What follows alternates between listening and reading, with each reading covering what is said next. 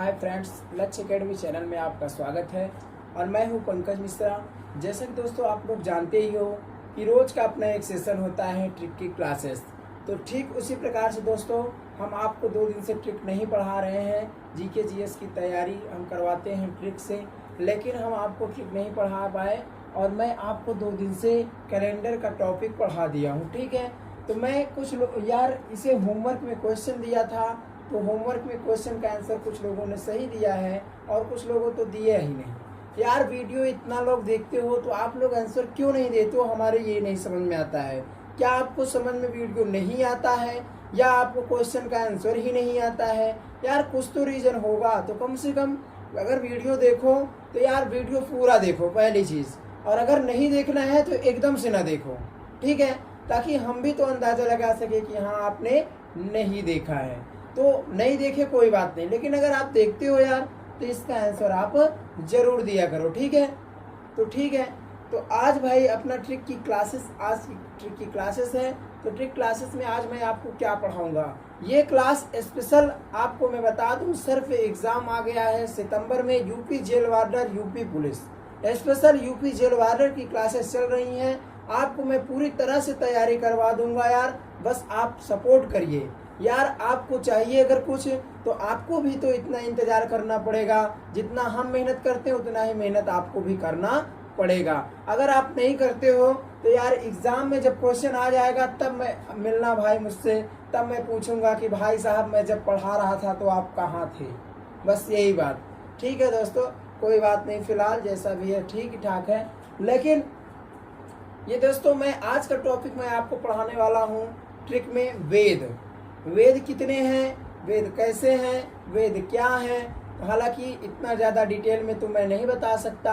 क्यों नहीं बता सकता? क्योंकि ये ट्रिक की क्लासेस हैं। मैं ट्रिक से आपको 2 चीज़ें क्लियर करवा दूंगा। पहला क्लियर कि वेदों की रचना किसने की। 4 वेद हैं, आपको मैं बता दूं 4 वेद हैं, ऋग्वेद, सामवेद, अथर्ववेद, यजुर्वेद, 4 वेद हैं। तो यार क्वेश्चन यूपी पुलिस में सीधा सा क्वेश्चन आ जाता है कि ऋग्वेद के रचनाकार कौन है, डायरेक्ट क्वेश्चन ये बनकर आता है। और मैं दूसरा टॉपिक क्या क्लियर करवाने वाला हूँ, दूसरा टॉपिक है कि वेदों को पढ़ने वाले को क्या कहते हैं। क्वेश्चन सीधा सीधा पूछ लेगा कि आप ये बताइए कि ऋग्वेद पढ़ने वाले को क्या कहा जाता है, यजुर्वेद पढ़ने वाले को क्या कहते हैं। तो बस यही टॉपिक आज का अपना है और आपको मैं आज हम बता देता हूँ। ठीक है, तो दोस्तों कैलेंडर का ये टॉपिक मैं क्वेश्चन दिया था आपको, तो कैलेंडर में देखिए 1950 का कैलेंडर कब रिपीट होगा, मैं ये टॉपिक क्लियर करवा चुका हूँ। अगर आप नहीं देखे हो वीडियो तो ये मेरी पिछली वाली वीडियो है कल की, आप इसे जरूर देखिएगा। ठीक है, आपको भी आना लगेगा। देखिए इसमें क्या है, मैं इसको डायरेक्ट सॉल्व कर देता हूँ। अब भाई मैं तो पूरा पढ़ा चुका हूँ पिछले वाले वीडियो में, आप उसे देखिए और समझिए कैसे पढ़ाया हूँ। तो इसको डायरेक्ट सॉल्व करने के लिए मैं इसे 4 से डिवाइड कर दूंगा। तो 4 से 4 1 कम 4, यहाँ 1 हो गया 10, 4 दूना 8, यहाँ शेष क्या बचेगा 12 चौक 48, यानी शेष क्या बचेगा 2। ठीक है, शेष बचेगा 2, और 2 शेष का मतलब क्या होता है मैं आपको कल बता दिया था, 1 1 2 होता है और 1 1 11 भी होता है। ये टॉपिक मैं कल याद करवा दिया हूँ आपको। तो 11, इसमें 11 का मतलब है 2 बराबर 11, 2 और 3 बराबर क्या होता है 11। तो हम इसमें 11 ऐड कर देंगे तो 11 1 हो जाएगा, 5 1 6, यानी कि 1950 का कैलेंडर मेरा 1961 में रिपीट होगा। ठीक है, 1961 में रिपीट हो जाएगा। क्लियर। अब देखते हैं दूसरे क्वेश्चन का आंसर क्या था 4। तो 4 का मतलब भैया क्या है, 4 को अगर हम 4 से डिवाइड कर देंगे तो 4 से 4 कैंसिल हो जाएगा, शेष बचेगा 0। यानी शेष अगर 0 बचता है तो मैं कल आपको ये भी बताया था कि 2 0 से बनता क्या है, एक 0 और दूसरा 0, 2 0 से क्या बनता है 8, यही पढ़ाया था। तो 0 बराबर मैं बताया था 28, तो 1 अगर शेष बचता है 1 बराबर 6, 2 3 बराबर 11 और 0 बराबर 28। तो 0 यहाँ पर जब शेष बचता है तो 2004 में 2004 में हम 28 को ऐड कर देंगे तो यहाँ पर क्या हो जाएगा, 8 4 12 की 2 और हासिल 2 2 4 और ये क्या हो जाएगा 28 और 4 ये 32, तो 2032 में यहाँ पर मेरा रिपीट हो जाएगा। ठीक है, आपको आंसर मिल चुका है। 2004 का कैलेंडर, 2004 में हम 28 को ऐड कर देंगे तो 2004 और 28 2032, यानी कि 2032 में हम आपको कह सकते हैं कि मेरा 2004 का कैलेंडर 2032 में रिपीट हो जाएगा, फिर से वही कैलेंडर आ जाएगा। ठीक है, तो दोस्तों उम्मीद करता हूँ ये आपको क्लियर हो चुका होगा। ये क्वेश्चन, ऐसा question railway group D, ALP, ये सब चीज़ों में एनटीपीसी डायरेक्ट क्वेश्चन पूछता है, डायरेक्ट क्वेश्चन आया हुआ है। मैं आपको प्रीवियस ईयर पेपर आप उठाकर देख लीजिए और उसमें आप समझिए कि हाँ यार ये कैसा क्वेश्चन था, डायरेक्ट ऐसे क्वेश्चन दिया है। कुछ लोग तो समझ ही नहीं पाते कि ये क्या दे दिया। भाई जो पहली बार देखा है उसे समझ में ही नहीं आएगा और घर पे आकर बोलेंगे मैं इसको करके आया, उसको करके आया, आंसर गलत मिलेगा, सिलेक्शन कहाँ से होगा? कोई अपने घर से सिलेक्शन दे देगा? नहीं देगा। ठीक है ना दोस्तों, मैं इसे मिटा देता हूं और आज आपको मैं टॉपिक क्लियर करवाता हूं, वेद।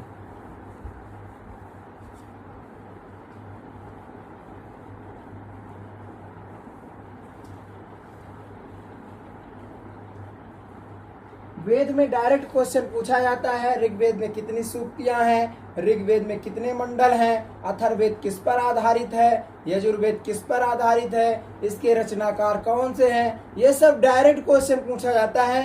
वेद से संबंधित क्वेश्चन ज्यादा से ज्यादा 30 या 40 क्वेश्चन बनते हैं कुल टोटल। तो टोटल यार मैं कहता हूं अगर आपको सिलेक्शन चाहिए 40 का 40 क्वेश्चन याद कर डालिए और देखते हैं कि अब कहां से ये क्वेश्चन पूछता है। अगर वेद पढ़ाई करने का बस यही मूल मंत्र है कि अगर आप पढ़ते हो तो अगर वेद संबंधित, वेद अगर आपके चैप्टर में है, अगर वेद से क्वेश्चन बनता है, एक भी क्वेश्चन बनता है तो जरूरी नहीं है भैया कि प्रीवियस ईयर में वही क्वेश्चन फिर से आ जाए, एग्जाम में वही फिर आ जाए, ऐसा नहीं है। अगर वो वेद से संबंधित क्वेश्चन पूछ लिया तो आपका कर्तव्य बनता है कि वेद से जितने भी क्वेश्चन उठते हैं हम सबको सब पढ़ डालेंगे। अरे यार जब सब पढ़ के जाओगे तो क्वेश्चन में एग्जाम में क्या पूछेगा, कहाँ से क्वेश्चन पूछेगा? अगर वेद से क्वेश्चन पूछता है तब तो आप 100% वहां पे 100 के 100% पूरे सही लगा के आओगे, गलत हो ही नहीं सकता है। या तो फिर एग्जाम में तभी हो सकता है या तो फिर वेद से संबंधित क्वेश्चन ही ना पूछे। फिर भी यार पूछे तो ना पूछे तो अपने से तो यार लड़ाई मजबूत लड़नी चाहिए। तो मेन टॉपिक मेरा यही होना चाहिए, मेरा उद्देश्य मेरा यही होना चाहिए कि बस हमें पढ़ाई करना है तो मन लगा के करना है। ठीक है, फॉर्मेंटली अदा करने के लिए भाई फालतू पढ़ाई मत करो, अगर पढ़ाई करते हो तो मन लगा के करो। ठीक है, तो दोस्तों वेद पढ़ने वाले के वेदों के रचनाकार, वेदों की रचनाकार ट्रिक क्या है, हम इसे आप देख सकते हैं। आप देख लीजिए ट्रिक क्या है।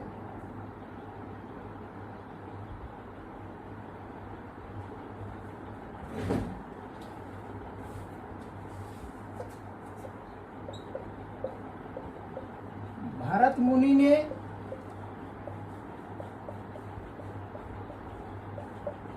शाम को अथक कर्म किया और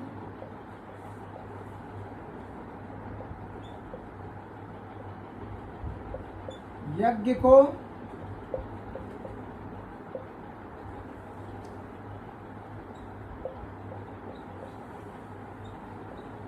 पूरे विश्व में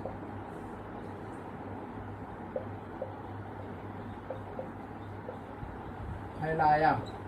ठीक है, भरत मुनि ने शाम को अथक कर्म किया और विश्व में यज्ञ को फैलाया।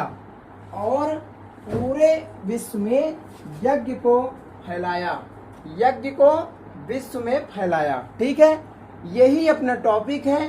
भरत मुनि ने शाम को अथक कर्म किया और यज्ञ को पूरे विश्व में फैलाया, या तो आप कह सकते हो यज्ञ को विश्व में फैलाया।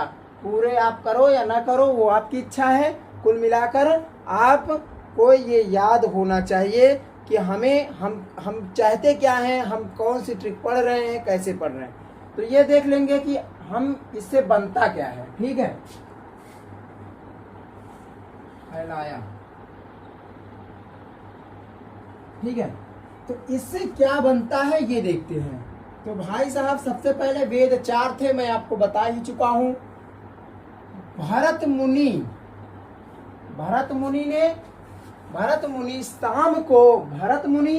शाम को यज्ञ करके भरत मुनि शाम को अथक कर्म किया। भरत मुनि शाम को अथक कर्म किया और यज्ञ को पूरे विश्व में फैलाया। तो भरत मुनि से हो जाएगा भरत मुनि ये कौन से वेद के रचनाकार हैं? साम से हो जाएगा भैया साम वेद। भरत मुनि साम वेद। अथक कर्म किया अथर्ववेद, अथक से हो जाएगा अथर्ववेद। अथर्ववेद कौन है? कर्म किया, कर्म से हो जाएगा भैया विश्वकर्मा। कौन हो जाएगा? विश्वकर्मा। कर्म से क्या हो जाएंगे? विश्वकर्मा।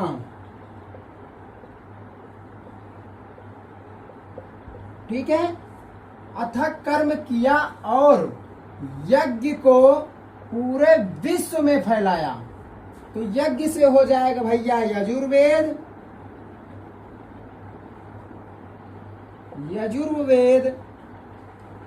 यजुर्वेद के रचनाकार कौन है?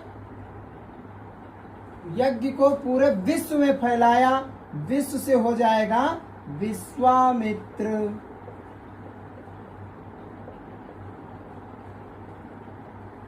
ठीक है, तो भैया भरत मुनि सामवेद के रचनाकार हैं। क्वेश्चन डायरेक्ट एग्जाम में पूछा जाता है।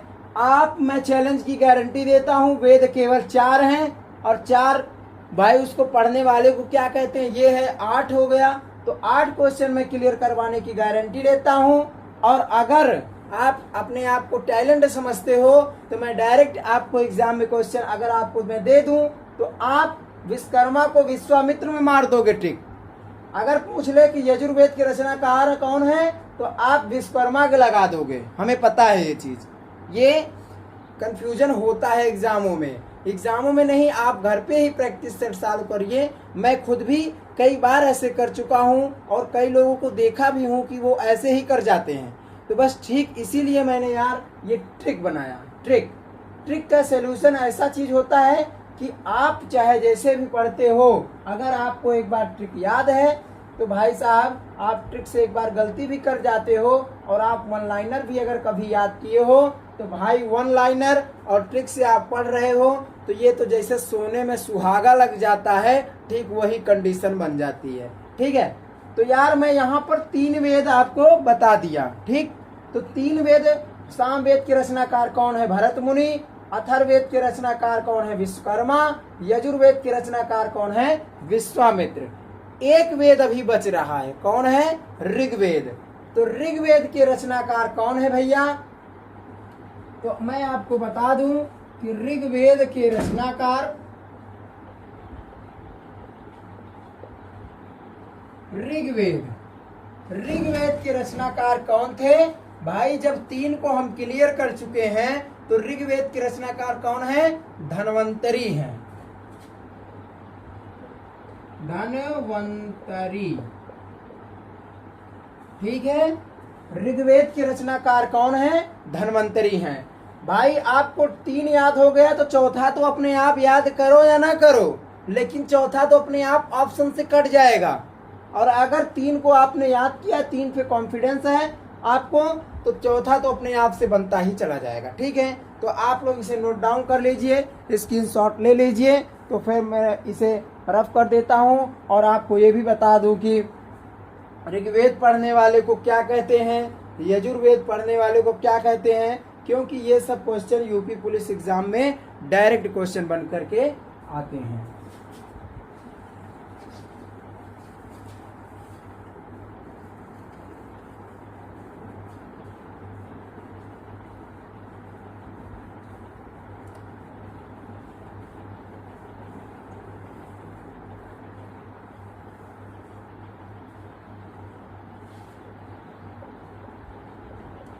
वेदों को, वेद पढ़ने वाले को, वेद पढ़ने वाले को क्या कहा जाता है।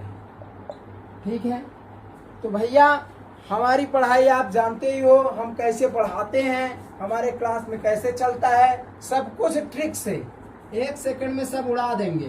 ठीक है, सब कुछ चलता है कैसे, ट्रिक से। तो वेद पढ़ने वाले को क्या कहते हैं भैया, तो अगर वो ऋग्वेद पढ़ रहा है तो क्या कहेंगे, यजुर्वेद पढ़ रहा है तो क्या कहेंगे, सामवेद पढ़ता है तो क्या कहेंगे, जो भी वेद पढ़ता है तो उसे क्या कहते हैं। तो भैया एक क्वेश्चन बनता है, ट्रिक क्या है, हरि उषा यजुर्वेद के बिना अधूरे हैं। क्या है ट्रिक, हरि उषा यजुर्वेद के बिना अधूरे हैं। हरि उषा यजुर्वेद के बिना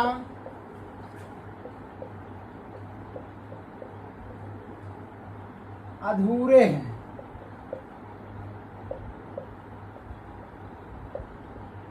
ठीक है, हरि उषा यजुर्वेद के बिना अधूरे हैं। इसका मतलब कि अगर वो यजुर्वेद को नहीं पढ़ेंगे, यजुर्वेद का श्रोतव्य नहीं करेंगे, तब वो उनका जीवन अधूरा है। आप ऐसे ही समझो, कैसे भी समझो, कुल मिलाकर के आंसर एकदम क्लियर आना चाहिए। ठीक है, तो हरि उषा यजुर्वेद के बिना क्या है, अधूरे हैं। ठीक है, तो भैया इससे बनता क्या है, हा से क्या बनेगा, री से क्या बनेगा, भैया री से क्या बन जाएगा, ऋग्वेद।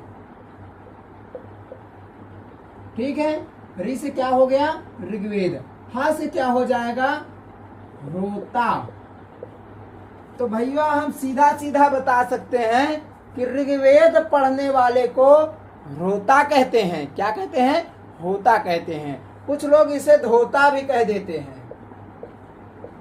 तो भैया एग्जाम में जैसा भी लिखा रहे वैसा ही लिख दो। ठीक है ना, आपको कुल मिलाकर के टिक मारना है, सेंटेंस को देखना है कि ये क्या है। सेम अगर मिलता है तो बस वही हमारा सही है। ठीक है ना, ये कोई संस्कृत शब्द नहीं है, ये यहाँ पर भैया हिंदी भाषा लोग हैं, हिंदी भाषी हम लोग जानते हैं। तो बस हिंदी को मैच करना है, बस किसी भी तरह मैच करना है। ठीक है, तो हरि से तो ऐसा हो गया। ऊ और सा से क्या होता है, सा से हो जाएगा सामवेद। सामवेद पढ़ने वाले को ऊ से क्या हो जाएगा, उदात्री।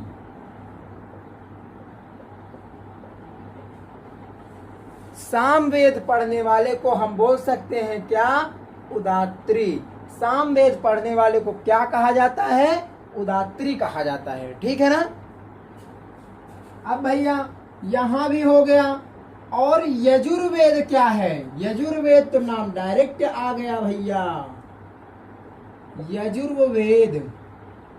तो यजुर्वेद पढ़ने वाले को क्या कहते हैं, यजुर्वेद के बिना, बिना से कोई मतलब नहीं, साइलेंट है, अधूरे। अधूरे मतलब क्या हो गया, अधर्यु। अधर्यु। ठीक है ना, ऋग्वेद पढ़ने वाले को होता, सामवेद पढ़ने वाले को उदात्री, यजुर्वेद पढ़ने वाले को अधर्यु अब एक अगला एक वेद बचता है भाई साहब, जिसे हम आपको बता देते हैं। आप लोग इसका कमेंट बॉक्स में आंसर दीजिएगा। क्या पता आप भाई इससे पहले पढ़े भी हो तो ठीक है दोस्तों, लेकिन मैं उम्मीद करता हूँ यही कि ये वीडियो आपको अच्छी लगी होगी, आप पढ़े जरूर हो। बाकी आप ये समझ सकते हो कि जो आप पढ़े हो पहले वो बेस्ट है या ये ट्रिक बेस्ट है, ठीक है ना, आप लोग अंदाजा लगा सकते हो। तो चौथा वेद बच रहा है अथर्ववेद। तो आप लोग अथर्ववेद को बताना जरूर कि अथर्ववेद को पढ़ने वाले को क्या कहते हैं, ठीक है ना। ये चौथी चीज आपको हम का होमवर्क के लिए बता दिए, ठीक है ना। तो हम इसे मिटा देते हैं और एक क्वेश्चन और भी हम आपको होमवर्क के लिए देते हैं, क्योंकि यार मेरा उद्देश्य ये है, अगर आप लोग पढ़ाई करते हो, जिन भाई बहनों का यार यूपी जेल वार्डर का परीक्षा है सितंबर में, तो आप लोग भैया मन लगा के पढ़ो, ठीक है ना। और मैं वही पढ़ा रहा हूँ, ये सब जरूर से जरूर UP police, UP jail warder, UPSI, ये सब परीक्षाओं में पूछा जाता है यार। बड़ी बड़ी परीक्षाओं में, यूपी पीसीएस, ऐसे कोई परीक्षाओं में भी पूछा जाता है।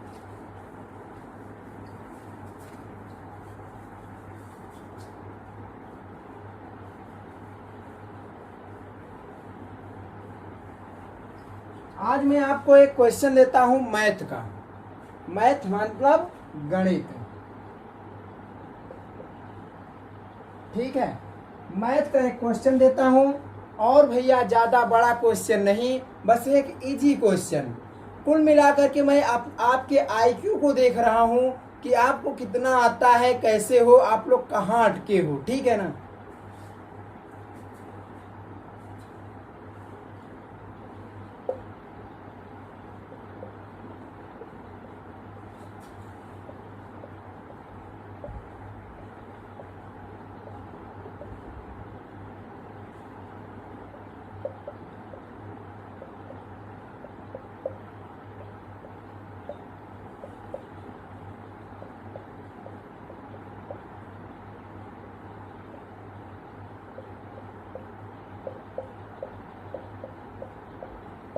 बस भाई यही एक छोटा सा क्वेश्चन है। प्रथम 400 प्राकृत संख्याओं का औसत क्या होगा। औसत का एक चैप्टर है जो कि सबसे पहला सबसे इजी क्वेश्चन है, ठीक है ना। तो यार इतना इजी क्वेश्चन, उम्मीद करता हूँ आप लोग सॉल्व करके आंसर जरूर दोगे। कमेंट बॉक्स में आंसर जरूर दीजिएगा। अगर आपको नहीं भी आता है तो मैं पढ़ा दूंगा, क्लियर। तो ठीक है दोस्तों, बस आज की वीडियो यहीं पर हम खत्म करते हैं और कल फिर आएंगे एक नई वीडियो लेकर के, ठीक है दोस्तों, बाय बाय।